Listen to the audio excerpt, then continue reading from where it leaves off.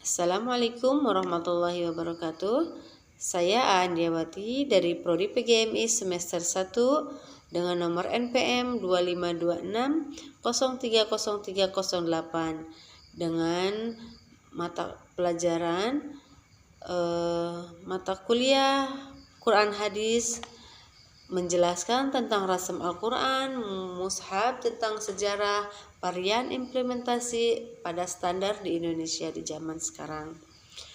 Rasam berasal dari kata rasama yang berarti menggambar atau melukis. Dalam konteks ini, rasam dapat dimaknai sebagai tata cara penulisan atau metode tertentu yang mengikuti aturan tertentu. Dengan demikian, rasam Al-Quran merujuk pada metode penulisan Al-Quran yang memiliki kaidah-kaidah khusus yang telah disepakati sejak awal. Kata rasam juga sering diartikan sebagai sesuatu resmi atau buku sesuai dengan aturan tertentu. Dalam konteks sejarah Islam, istilah ini digunakan untuk merujuk kepada pola penulisan mushaf Al-Quran sebagaimana ditulis pada masa sahabat, khususnya di zaman Khalifah Utsman bin Affan. Metode ini menjadi acuan standar dalam penulisan Al-Quran hingga saat ini. Adapun sejarah perkembangan rasam Al-Quran, perkembangan rasam Al-Quran terjadi melalui beberapa fase penting yang melibatkan para sahabat dan para ulama dalam menjaga keaslian serta keutuhan kitab suci Al-Quran. Sejarah penulisan ini dapat dibagi ke dalam beberapa periode tertentu atau periode berikut. 1. Penulisan Al-Quran di zaman Rasulullah SAW. Pada masa Rasulullah SAW, Al-Quran diturunkan secara bertahap selama 23 tahun. Penulisan wahyu dilakukan oleh para sahabat yang bertugas sebagai penulis wahyu, seperti Abu Bakar, Umar, Utsman, Ali, Khalid bin Walid, dan Muawiyah bin Abi Sufyan. Rasulullah memerintahkan penulis wahyu untuk mencatat ayat-ayat yang diterima, sementara sebagian besar sahabat lainnya menghafalnya di luar kepala. Penulisan Al-Quran pada masa ini dilakukan berbagai media seperti pelepah kurma, kulit hewan, tulang belulang, atau batu. Meski ayat Al-Quran telah ditulis, mushaf pada masa Rasulullah belum terkumpul dalam satu kitab yang sistematis, dan ayat-ayat Al-Qurannya hanya disusun sesuai perintah Nabi Muhammad SAW, tetapi masih tersebar dalam bentuk tulisan terpisah. Yang kedua, pengumpulan Al-Quran di masa Khalifah Abu Bakar. Pada masa Khalifah Abu Bakar, pengumpulan Al-Quran menjadi prioritas. Setelah terjadinya perang Yamamah, di mana banyak para penghafal Al-Quran atau qurra yang gugur, Umar bin Khattab mengusulkan kepada Abu Bakar untuk mengumpulkan Al-Quran agar tidak ada bagian yang hilang.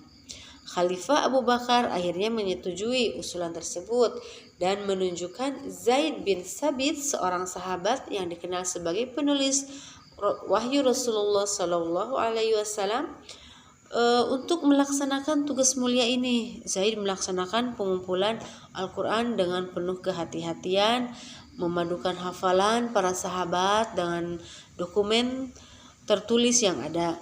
Mushaf hasil kerja Zaid disimpan oleh Khalifah Abu Bakar hingga wafat, lalu diwariskan kepada Umar dan kemudian disimpan oleh Hafsah putri Umar. Dan yang ketiga, standarisasi mushaf di masa Khalifah Utsman bin Affan.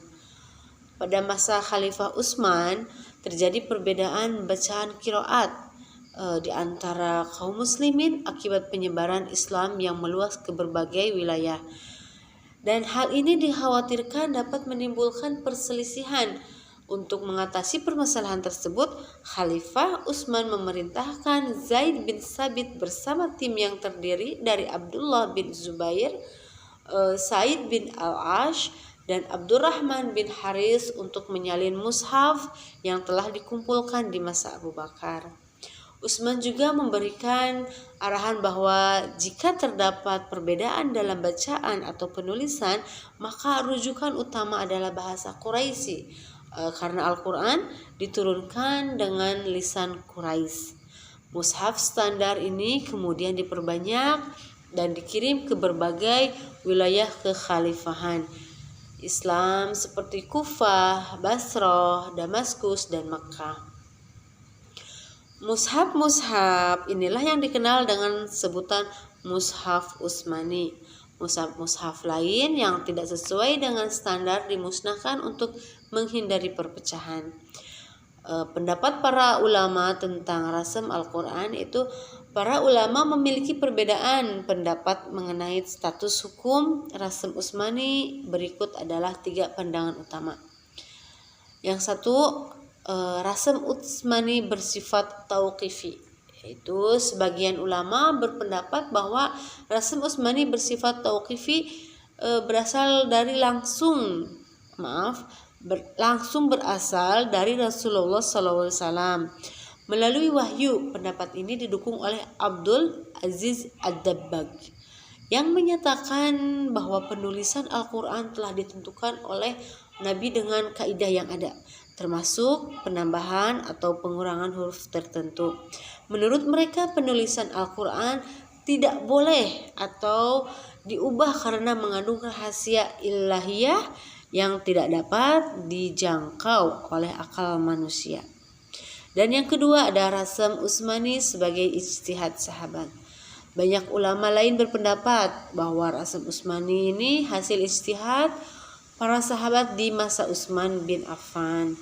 Meskipun demikian, mereka sepakat bahwa mengikuti rasam Utsman adalah suatu kewajiban demi menjaga keseragaman penulisan Al-Quran.